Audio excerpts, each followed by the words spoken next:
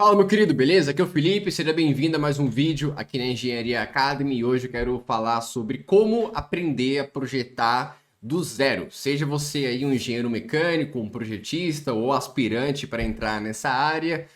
Para quem trabalha com arquitetura também tem esse conceito de projetos. Na verdade, engenharia como um todo, o projeto é o nosso centro, o nosso foco total. Porque quando uma empresa tem uma demanda e contrata um fornecedor, tem essas ligações de negócio, a nossa atividade profissional é fazer um projeto tomar vida e as coisas acontecerem. Então, tudo que você aprende na faculdade, na área de projetos, aprender a calcular a vazão de uma bomba, por exemplo, ou uma estrutura metálica, tudo isso tem um fim objetivo que é um projeto prático, é um equipamento, é um prédio, uma ponte, seja lá o que for. Então, essa aula aqui é sobre como aprender a projetar do zero aí para você que é iniciante. Então, já se inscreva no canal. Tamo junto e eu vou usar aqui alguns exemplos bem práticos de equipamentos reais aí sobre essa nossa área da mecânica, porque eu sou engenheiro mecânico, sou projetista, então tenho propriedade para falar sobre esse assunto. Mas se você é da área civil, produção, engenheiro de alimentos, não importa, com certeza as ideias aqui que eu vou transmitir vai te ajudar muito.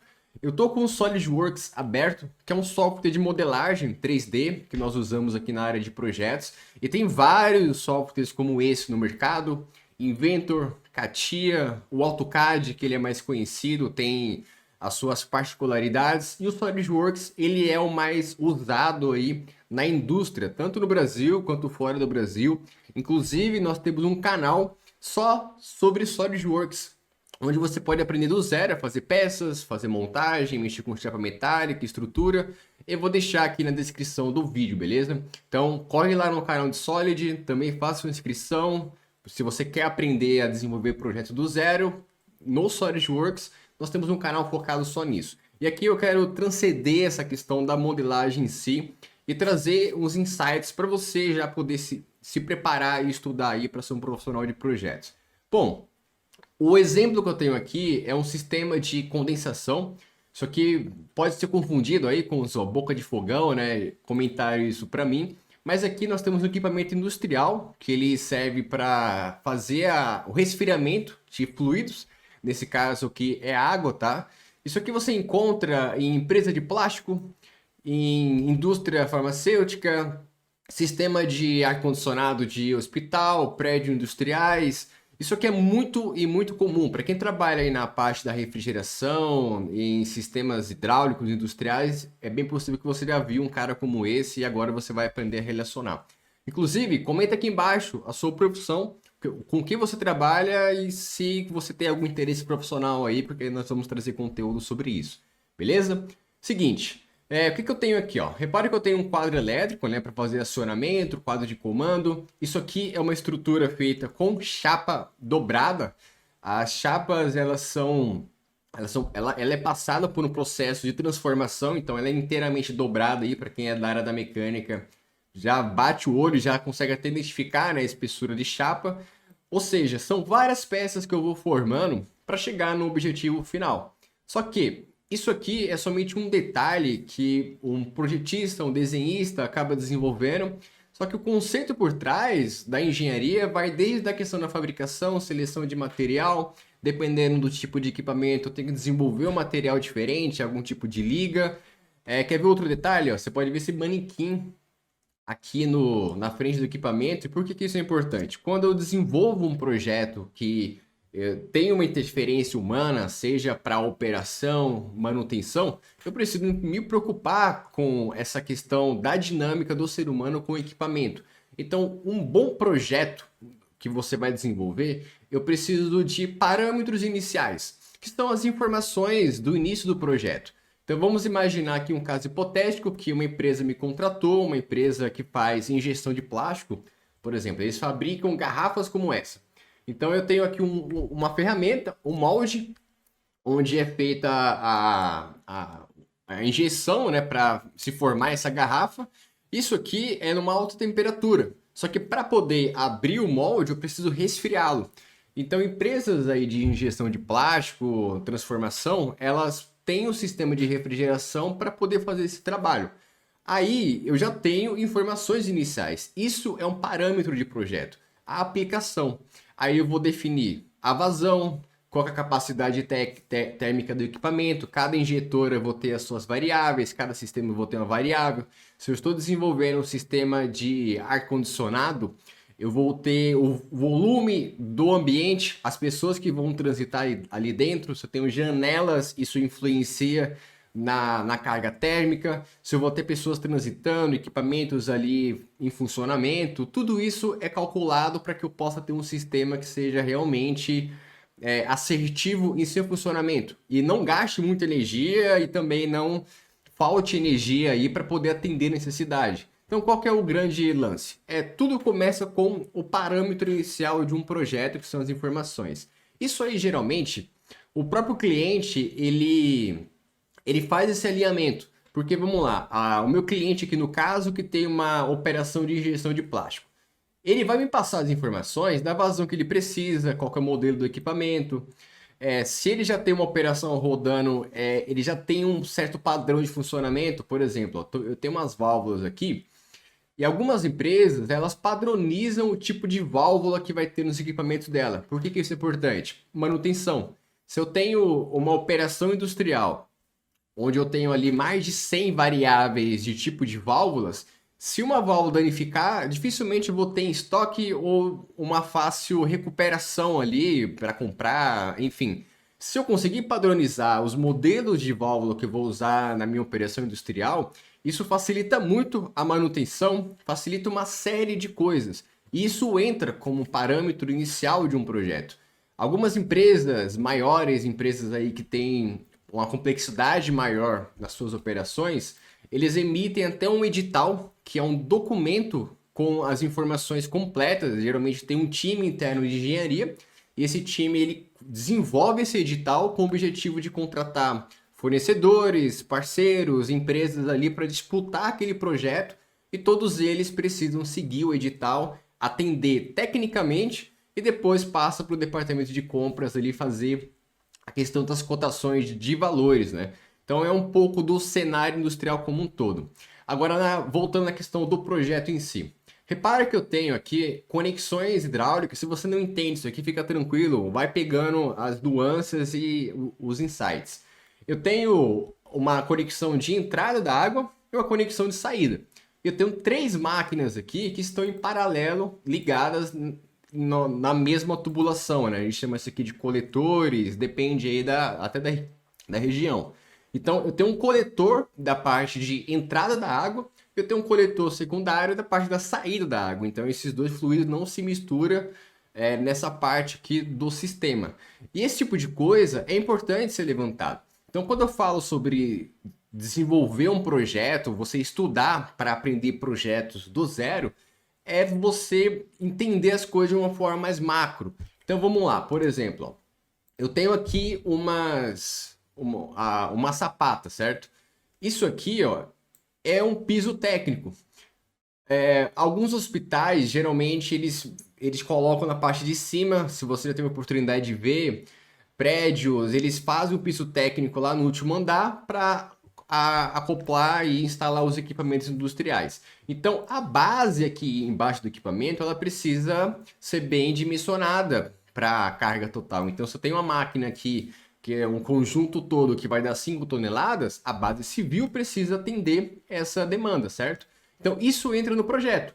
Se eu estou desenvolvendo um equipamento, eu preciso informar para o meu cliente qual que vai ser o peso final, para que ele faça a preparação da base civil. E se essa é uma responsabilidade minha, eu preciso também inserir dentro aqui do meu escopo do projeto. Então, você percebe que levantar informações, validar informações é muito importante. Isso tudo antes de você começar a apertar os botões de uma ferramenta como o Solid para fazer um projeto aqui do zero. Quer ver outro detalhe importante para quem é mais da parte da elétrica aí? A ligação vai ser 220, 380, existe já instalado, viabilizado a parte de aterramento, como que é o acionamento? Eu vou ter um quadro geral para acionar todas as máquinas ou vou fazer o acionamento individual?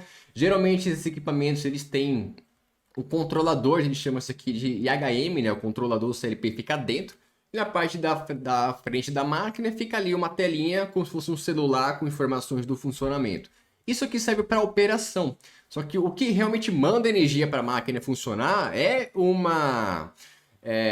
quadro de acionamento, depende muito do tipo de equipamento, ou seja, são informações que você levanta para inserir no seu projeto. Então, quando você está estudando, você está aí na faculdade de engenharia, fazendo lá as suas atividades para passar na prova, procure sempre pegar essa teoria, essas informações e transcender fora da faculdade. Porque quando você traz para a realidade do mercado, da indústria, você vai perceber que tem muitas coisas que deveriam ser feitas e não são feitas. Existem muitas coisas que são feitas e não têm a necessidade. Isso tudo com base em estudo, teste prático, e cada empresa, aí, pela minha experiência, ela tem uma forma de lidar com esse tipo de projeto. Quer ver uma coisa? Eu estou com uma serpentina aqui. Isso aqui é um trocador de calor.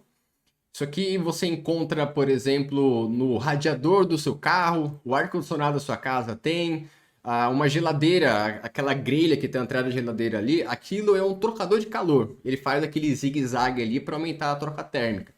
E esse carinha aqui, ele é bem didático, inclusive nós vamos ter uma aula fazendo a simulação dele, né? Passando aqui o fluido, fazendo a demonstração da turbulência, pressão, a troca térmica, porque eu tenho aqui, ó, aletas. Essas aletas, elas têm como objetivo aumentar a área de troca do meu equipamento. Porque, vamos lá, eu tenho aqui, ó, pode ser um líquido ou um gás, que ele vai entrar numa temperatura X, aí ele faz todo esse zigue-zague aqui, e eu tenho algum ventilador, no carro mesmo, pode ver que o radiador ele fica na frente, porque ali fica vindo o ar, né, em contato com o carro acelera, e aquele ar, ele está numa temperatura inferior à temperatura do radiador, isso faz com que resfrie o fluido ali dentro para poder fazer a refrigeração do carro, no caso. O ar-condicionado da sua casa funciona com o mesmo princípio. E para você que estudou termo lá na faculdade, você sabe que o fluxo de calor ele é em função da área. Então, quanto maior a área, maior o fluxo de troca térmica e assim eu preciso aumentar a área de troca.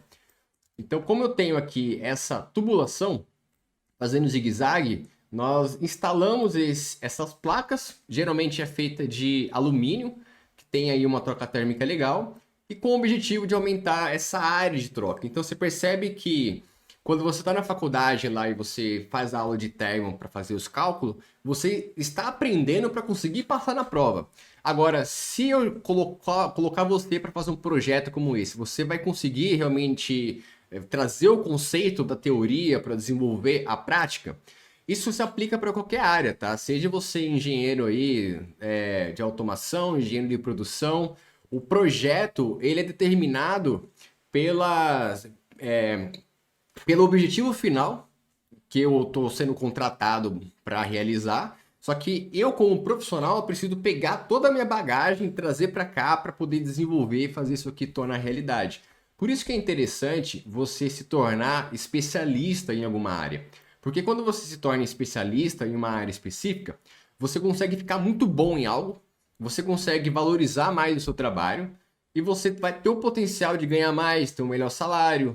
Se você quiser abrir a sua empresa sobre a sua especialidade, você vai ter essa capacidade, porque você conhece o mercado, você entende que consegue atender aquele tipo de demanda, e é o melhor a se fazer, tá? Se hoje você está nessa fase da vida aí, que já tem uma profissão, você já está inserindo dentro da área industrial, é bem interessante você realmente identificar o que falta aí para você melhorar, né? O que falta para você ter de informação. Às vezes você é muito bom tecnicamente, mas te falta uma visão mais aberta do mercado. Entender quem são os principais fabricantes, fornecedores, os players do mercado. Na semana passada teve uma feira chamada FEIMEC, que é uma feira internacional de máquinas e equipamentos industriais. E lá tinha um monte de fabricante, equipamento, máquina rodando, um monte de gente curioso ali também. Só que as empresas ali por trás estão fechando o negócio. Vendendo máquina, fazendo network. Clientes grandes aí esperam essa feira para ir lá na feira e conseguir comprar algumas máquinas no valor mais acessível. E às vezes você trabalha numa área de ferramentaria e você nunca foi num evento do seu setor, você nunca se envolveu em algum tipo de atividade que tinha outros profissionais ali envolvidos, e tudo isso agrega de algum jeito na sua profissão. Então, a melhor forma para você aprender a fazer projeto do zero, começar a desenvolver essa atividade, é realmente você aumentar o seu campo de visão, ao mesmo tempo que você desenvolve a teoria, você desenvolve a prática e você amadurece em algo específico. Escolha uma especialidade. Se hoje você já é especialista e você tem interesse por uma outra área, quer ver uma ideia? Tem um amigo meu que é engenheiro mecânico, especialista em refrigeração industrial. E ele aprendeu a programar. Ele aprendeu Python, ficou muito bom nisso. E hoje ele é engenheiro de software, ele trabalha numa empresa nessa parte aí de desenvolvimento. Só que toda a bagagem que ele tem da engenharia não ficou de lado. Ele uniu as duas coisas, a principal atividade dele hoje é a programação, só que se não fosse toda a base que ele tem da engenharia, com certeza ele ia ter mais dificuldades aí. E o melhor, né? Isso não o isenta de abraçar novas oportunidades, fechar negócio aí como freelancer, porque ele tem a atividade dele como programador, mas aparece um projeto aqui para a gente fazer, a gente se une, faz o projeto, cobra um determinado valor, fecha um contrato e tá tudo certo. Então você percebe que hoje você está começando agora, beleza? Então o seu progresso, a sua insistência ali em realmente ficar bom naquilo que você está fazendo, no futuro vai te trazer frutos. Porém, precisa ser estratégico. Olha esse ventilador aqui. Esse aqui é um ventilador industrial e poucas pessoas na nossa área aí, elas sabem calcular as pás desse ventilador, determinar aqui, esse aqui eu acho que é de 800 milímetros, 800 milímetros esse ventilador, determinar a área de troca. Você percebe que aquele condensador industrial ele tem 4 ventiladores. Então, como que eu vou calcular para selecionar 4 ventiladores de 800 milímetros? Por que eu não vou usar 2 de 1,2 m? Por que eu não vou usar 6 de 600 ou 400 milímetros? Ah, Felipe, não sei, vou fazer os cálculos. Nem tudo é cálculo, cara. Às vezes você chegou numa vazão determinada ali numa seleção de equipamentos, só que quando você liga lá para falar com o fornecedor, ele fala assim, ó, cara, o ventilador de 400 milímetros, o período de entrega deles é 30 dias. E eu tenho aqui a pronta entrega de 600. E o seu prazo já está apertado. Essa é a realidade, tá? É assim que as coisas acontecem. O que você vai fazer? Alterar o seu projeto, pegar o ventilador de 800 e ver ali se vai atender a necessidade, o que você tem que adequar para poder realmente atender essa demanda. E uma coisa que é importantíssima na questão de projeto é custo. Tudo é custo. Por isso que eu vejo uma galera se frustrando, fala assim, ah, Felipe, lá na minha empresa os caras não fazem não sei o que direito. Ah, lá se usa, precisava de uma chapa de 3 milímetros e eu fui forçado a usar uma chapa de 1,5. Porque tem alguém lá em cima que manda de verdade, e essa pessoa é dona do dinheiro, e ela fala assim, não, vou usar a chapa de 1,5 porque é mais barato e pronto, acabou. E se possível, dá um jeito de usar os retalhos que vai estar lá no canto lá da serralheria para poder usar no equipamento. Eu já ouvi isso, tá? Então você percebe que tem coisas que vão estar no seu controle, tem coisas que não vão estar no controle da sua vossa senhoria, do nosso caso também, né? Eu me coloco nessa posição. Só que a minha energia, o que realmente eu me preocupo é controlar aquilo que está diante das minhas mãos, que é o meu conhecimento, é a minha atividade aqui, é o quanto eu garanto um projeto, porque se eu fiz uma estrutura metálica e eu preciso assinar a RT daquele projeto, eu não vou assinar se o projeto não estiver bem dimensionado. Se eu selecionei uma viga de 15 e não foi usada a viga que eu selecionei, eu não vou assinar aquele projeto. Ponto, acabou. Agora, em situações do dia a dia mesmo, questões hidráulicas, por exemplo, essa historinha aqui que eu contei do ventilador, que é um caso real. É o tipo de coisa que não vai prejudicar o projeto.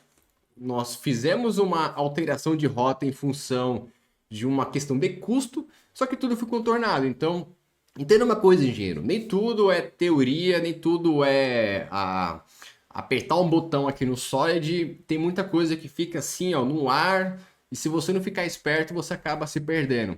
E quer ver uma outra coisa? A última dica aí, para você aprender mesmo a ser um projetista, um engenheiro que sabe fazer projeto, aprenda a apresentar os seus projetos. Comunicação, fazer uma reunião.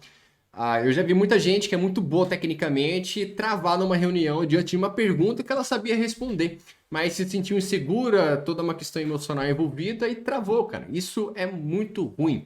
Então, ao mesmo tempo que você desenvolve teoria, você desenvolve prática, você precisa melhorar a comunicação, ter uma visão global da sua área. E caso você ainda esteja perdido, vai em feiras, vai em evento, participa de grupos aí de networking. Isso tudo vai valer muito a pena de uma forma que você não faz ideia. E para você aí desenvolver projeto do zero mesmo, aqui no Solid eu até recomendo que você comece por ele, é acessível, não é difícil aí você conseguir aprender a fazer esse tipo de coisa no SolidWorks. Segue o nosso canal lá de Solid, eu vou deixar aqui na descrição do vídeo e inscreva-se aqui no canal da Engenharia Academy, comenta aqui embaixo sobre ideias de vídeos e aulas aí que você quer ver. Eu também quero saber qual que é a sua área de atuação, beleza? Então, meu nome é Felipe, essa foi minha contribuição aí, espero ter ajudado de alguma forma, eu vou fazer mais vídeos sobre isso e é só o começo. Tamo junto?